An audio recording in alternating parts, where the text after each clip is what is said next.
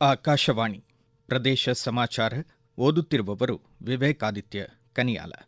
ಮುಖ್ಯಾಂಶಗಳು. ಪ್ರಧಾನಮಂತ್ರಿ ಸೂರ್ಯಘರ್ ಮತ್ತು ಪಿಎಂ ಕುಸುಮ್ ಯೋಜನೆ, 23 ಲಕ್ಷ ನೀರಾವರಿ ಪಂಪ್ಸೆಟ್ಗಳು ಸೌರಶಕ್ತಿ ಚಾಲಿತ. ಸ್ವಚ್ಛ ಭಾರತ ಅಭಿಯಾನ, ಚಿಕ್ಕಬಳ್ಳಾಪುರ ಜಿಲ್ಲೆಯ ಕಲ್ಯಾಣಿ ಪುಷ್ಕರಿಣಿಗಳ ಸ್ವಚ್ಛತೆಗಾಗಿ ತ್ರೈಮಾಸಿಕ ಶ್ರಮದಾನ. ಇಂದು ಕರಾವಳಿ ಭಾಗದಲ್ಲಿ ಈದ್ ಉಲ್ ಫಿತ್ರ್, ಚಂದ್ರ ದರ್ಶನದ ಬಳಿಕ ಉಳಿದೆಡೆ ನಾಳೆ ಮುಸ್ಲಿಂ ಬಾಂಧವರಿಂದ ರಂಜಾನ್ ಹಬ್ಬದಾಚರಣೆ. ಇಂದು ವಿಶ್ವ ಮನೆ ಅಂಗಳದ ಗುಬ್ಬಚ್ಚಿಗಳ ದಿನಾಚರಣೆ. ಈಗ ವಾರ್ತೆಗಳ ವಿವರ.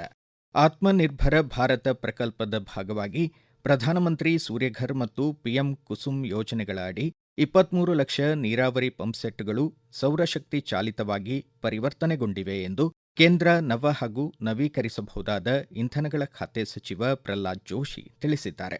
ನವೀಕರಿಸಬಹುದಾದ ಇಂಧನ ಉತ್ಪಾದನೆಯಲ್ಲಿ ಜಾಗತಿಕವಾಗಿ ಭಾರತ 3ನೇ ಅತಿದೊಡ್ಡ ರಾಷ್ಟ್ರವಾಗಿ ಹೊರಹೊಮ್ಮಿದೆ. 2030ರ ವೇಳೆಗೆ 500 ಗಿಗಾವ್ಯಾಟ್ನಷ್ಟು ನವೀಕರಿಸಬಹುದಾದ ಇಂಧನ ಉತ್ಪಾದನೆ ಗುರಿ ಸಾಧಿಸುವತ್ತ ಭಾರತ ಹೆಜ್ಜೆ ಇರಿಸಿದೆ. ರಸಗೊಬ್ಬರ ಉದ್ಯಮದ 28% ಅಮೋನಿಯಾವನ್ನು ಹಸಿರು ಅಮೋನಿಯಾದೊಂದಿಗೆ ಬದಲಾಯಿಸಲು ಸಿದ್ಧತೆ ನಡೆದಿದೆ ಎಂದಿದ್ದಾರೆ. ಈ ತಿಂಗಳ 23ರಿಂದ ಜೂನ್ ಅಂತ್ಯದವರೆಗೆ ಚಿಕ್ಕಬಳ್ಳಾಪುರ ಜಿಲ್ಲೆಯ ಎಲ್ಲ ಗ್ರಾಮ ಪಂಚಾಯಿತಿಗಳ ಕಲ್ಯಾಣಿ, ಪುಷ್ಕರಣಿ ಮತ್ತು ಹೊಂಡಗಳಲ್ಲಿ ಸಾರ್ವಜನಿಕ ಸಹಭಾಗಿತ್ವದ ಶ್ರಮದಾನದ ಮೂಲಕ ಹೂಳೆತ್ತಿ ಸ್ವಚ್ಛಗೊಳಿಸಲಾಗುತ್ತಿದೆ. ಜಿಲ್ಲಾ ಪಂಚಾಯಿತಿ ಸಿಇಒ ನವೀನ್ ಭಟ್ ಮಾಹಿತಿ ನೀಡಿ, ಅಂತರ್ಜಲ ವೃದ್ಧಿಸಲು 3 ತಿಂಗಳ ವಿಶೇಷ ಅಭಿಯಾನದ ಮೂಲಕ ಒಟ್ಟು 180 ಕಲ್ಯಾಣಿಗಳ ಸ್ವಚ್ಛತಾ ಕಾರ್ಯ ಸ್ವಚ್ಛ ಭಾರತ ಆಂದೋಲನ ಹಾಗೂ ಸ್ವಚ್ಛತೆಯೇ ಸೇವೆ ಅಭಿಯಾನದಡಿ ಕೈಗೊಳ್ಳಲಾಗುತ್ತಿದೆ.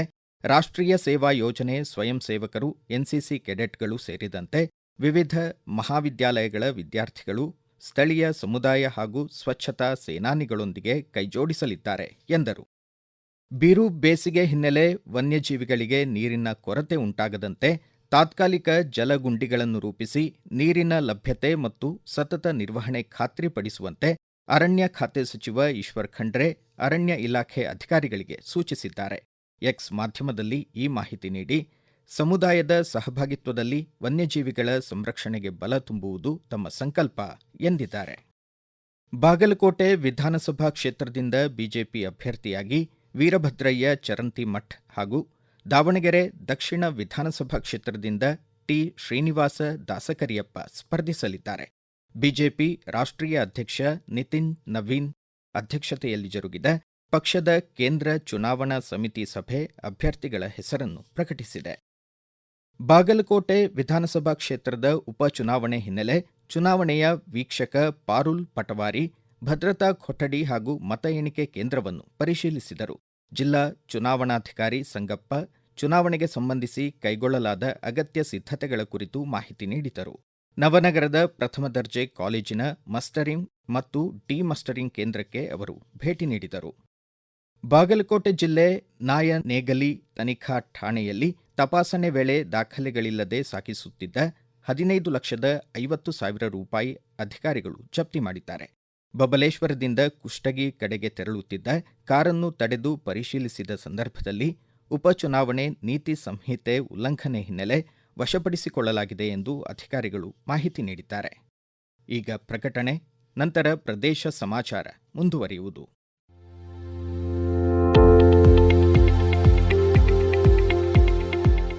ನಮ್ಮ ಎಲ್ಲ ರಾಷ್ಟ್ರೀಯ ವಾರ್ತೆಗಳು ಹಾಗೂ ಪ್ರದೇಶ ಸಮಾಚಾರ ಈಗ ಆಕಾಶವಾಣಿ ನ್ಯೂಸ್ ಕನ್ನಡ ಯೂಟ್ಯೂಬ್ ಚಾನೆಲ್ನಲ್ಲಿ ಲಭ್ಯ. ನಮ್ಮ ಎಕ್ಸ್ ಖಾತೆ ಮತ್ತು ಇನ್ಸ್ಟಾಗ್ರಾಂ ಖಾತೆ ಆಕಾಶವಾಣಿ ನ್ಯೂಸ್ ಕನ್ನಡ. ಹೆಚ್ಚಿನ ಮಾಹಿತಿಗಾಗಿ ನಮ್ಮ ಫೇಸ್ಬುಕ್ ಖಾತೆ ಆಕಾಶವಾಣಿ ವಾರ್ತೆ ಕನ್ನಡವನ್ನು ಅನುಸರಿಸಿ. ಮಾಹಿತಿಗಳ ಹೂರಣ, ವಾರದ ಕಾರ್ಯಕ್ರಮ ಪ್ರಚಲಿತ ವಿದ್ಯಮಾನ ಪ್ರತಿ ಬುಧವಾರ ರಾತ್ರಿ 9:15 ಪ್ರದೇಶ ಸಮಾಚಾರ ಕೇಳುತ್ತಿದ್ದೀರಿ. ಇಂದು ಕರಾವಳಿ ಕರ್ನಾಟಕದ ದಕ್ಷಿಣ ಕನ್ನಡ, ಉಡುಪಿ, ಭಟ್ಕಳದಲ್ಲಿ ಮುಸ್ಲಿಂ ಬಾಂಧವರು ಈದ್ ಉಲ್ ಫಿತ್ರ್ ರಂಜಾನ್ ಹಬ್ಬವನ್ನು ಸಾಮೂಹಿಕ ಪ್ರಾರ್ಥನೆ ಹಾಗೂ ಪರಸ್ಪರ ಶುಭಾಶಯ ಕೋರುವ ಮೂಲಕ ಶ್ರದ್ಧಾಭಕ್ತಿಯಿಂದ ಆಚರಿಸಲಿದ್ದಾರೆ. ರಾಜ್ಯದ ಉಳಿದ ಭಾಗಗಳಲ್ಲಿ ಚಂದ್ರ ದರ್ಶನದ ಬಳಿಕ ನಾಳೆ ಹಬ್ಬವನ್ನು ಆಚರಿಸಲಾಗುವುದು ಎಂದು ರಾಜ್ಯ ಚಂದ್ರ ದರ್ಶನ ಸಮಿತಿ ಪ್ರಕಟಿಸಿದೆ. ರಂಜಾನ್ ಹಬ್ಬದ ಹಿನ್ನೆಲೆ ಪ್ರಾರ್ಥನಾ ಮಂದಿರಗಳ ದೀಪಾಲಂಕಾರ, ಈದ್ಗಾ ಮೈದಾನಗಳ ನೈರ್ಮಲೀಕರಣ, ಖರೀದಿ ಸೇರಿದಂತೆ ಪೂರ್ವಭಾವಿ ಸಿದ್ಧತೆಗಳು ಭರದಿಂದ ಸಾಗಿವೆ. ಇಂದು ಬಾಯಿಯ ಆರೋಗ್ಯ ಹಾಗೂ ನೈರ್ಮಲ್ಯ ಕಾಪಾಡುವ ಅಗತ್ಯದ ಕುರಿತು ಜನಜಾಗೃತಿ ಮೂಡಿಸುವ ವಿಶ್ವ ಮೌಖಿಕ ಆರೋಗ್ಯ ದಿನ.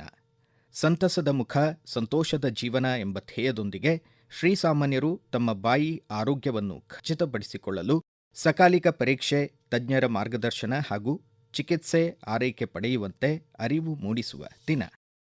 14 ವರ್ಷದ ಒಳಗಿನ ಬಾಲಕಿಯರಲ್ಲಿ ಗರ್ಭಕಂಠದ ಕ್ಯಾನ್ಸರ್ ತಡೆಯಲು ಕೇಂದ್ರ ಆರೋಗ್ಯ ಮತ್ತು ಕುಟುಂಬ ಕಲ್ಯಾಣ ಸಚಿವಾಲಯದ ಸಹಯೋಗದಲ್ಲಿ ರಾಜ್ಯಾದ್ಯಂತ ಮುಂಬರುವ 3 ತಿಂಗಳುಗಳ ಕಾಲ ರಾಜ್ಯ ಆರೋಗ್ಯ ಇಲಾಖೆ ಆಯೋಜಿಸಿದ HPV ಉಚಿತ ಲಸಿಕೆ ನೀಡಿಕೆ ಅಭಿಯಾನಕ್ಕೆ ಬಾಗಲಕೋಟೆ ಜಿಲ್ಲೆ ಬಾದಾಮಿ ತಾಲೂಕು ಆಸ್ಪತ್ರೆಯಲ್ಲಿ ತಾಲೂಕು ಆರೋಗ್ಯಾಧಿಕಾರಿ ಡಾ ಎಂಬಿ ಪಾಟೀಲ್ ಚಾಲನೆ ನೀಡಿದರು.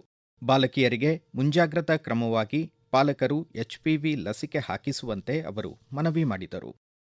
ಪಕ್ಷಿ ಸ್ನೇಹಿ ನಗರಗಳು ಹಾಗೂ ಸಮುದಾಯಗಳನ್ನು ರೂಪಿಸುವುದು ಎಂಬ ಧ್ಯೇಯದೊಂದಿಗೆ ಇಂದು ವಿಶ್ವ ಗುಬ್ಬಚ್ಚಿ ದಿನಾಚರಣೆ.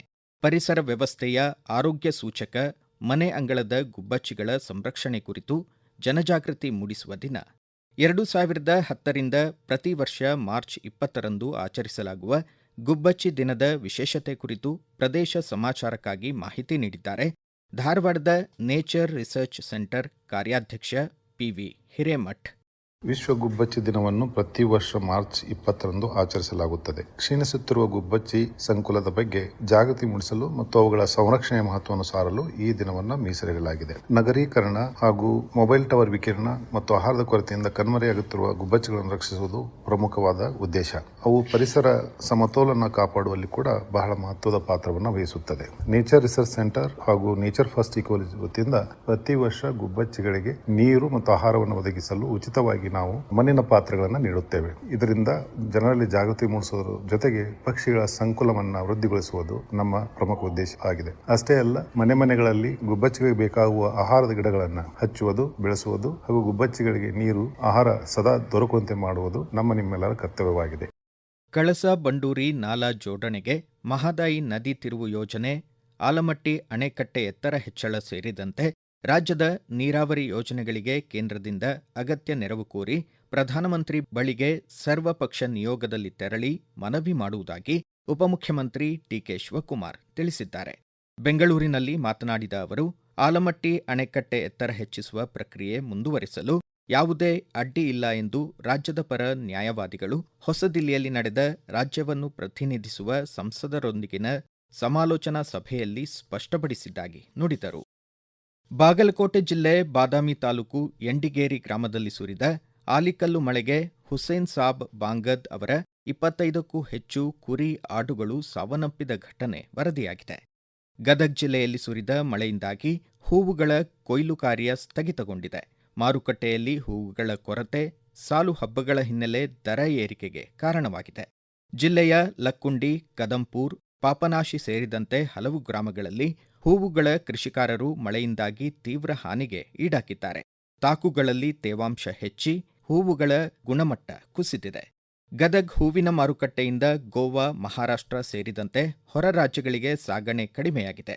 ಸರ್ಕಾರ ಹೂವಿನ ಬೆಳೆ ಹಾನಿಗೆ ಸೂಕ್ತ ಪರಿಹಾರ ನೀಡಬೇಕೆಂದು ತೋಟಿಗರು ಆಗ್ರಹಿಸಿದ್ದಾರೆ. ಗದಗ್ ತಾಲೂಕು ಬಿಂಕದಕಟ್ಟಿ ಗ್ರಾಮದಲ್ಲಿ ಓರ್ವ ರೈತ ದಂಪತಿಗೆ ಸೇರಿದ ಬಾಳೆ ಹಾಗೂ ಪಪ್ಪಾಯಿ ತೋಟ ಸಂಪೂರ್ಣ ನೆಲಕಚ್ಚಿದೆ. ಕೊನೆಯಲ್ಲಿ ಮತ್ತೊಮ್ಮೆ ಮುಖ್ಯಾಂಶಗಳು. ಪ್ರಧಾನಮಂತ್ರಿ ಸೂರ್ಯಘರ್ ಮತ್ತು ಪಿಎಂ ಕುಸುಮ್ ಯೋಜನೆ, 23 ಲಕ್ಷ ನೀರಾವರಿ ಪಂಪ್ ಸೆಟ್ಗಳು ಸೌರಶಕ್ತಿ ಚಾಲಿತ. ಸ್ವಚ್ಛ ಭಾರತ ಅಭಿಯಾನ, ಚಿಕ್ಕಬಳ್ಳಾಪುರ ಜಿಲ್ಲೆಯ ಕಲ್ಯಾಣಿ ಪುಷ್ಕರಣಿಗಳ ಸ್ವಚ್ಛತೆಗಾಗಿ ತ್ರೈಮಾಸಿಕ ಶ್ರಮದಾನ. ಇಂದು ಕರಾವಳಿ ಭಾಗದಲ್ಲಿ ಈದ್ ಉಲ್ ಫಿತ್ರ್, ಚಂದ್ರ ದರ್ಶನದ ಬಳಿಕ ಉಳಿದೆಡೆ ನಾಳೆ ಮುಸ್ಲಿಂ ಬಾಂಧವರಿಂದ ರಂಜಾನ್ ಹಬ್ಬದಾಚರಣೆ. ಇಂದು ವಿಶ್ವ ಮನೆ ಅಂಗಳದ ಗುಬ್ಬಚ್ಚಿಗಳ ದಿನಾಚರಣೆ. ಇಲ್ಲಿಗೆ ಪ್ರದೇಶ ಸಮಾಚಾರ ಮುಕ್ತಾಯವಾಯಿತು. ನಮ್ಮ ಮುಂದಿನ ರಾಷ್ಟ್ರೀಯ ವಾರ್ತಾ ಪ್ರಸಾರ ಈ ಬೆಳಗ್ಗೆ 7:35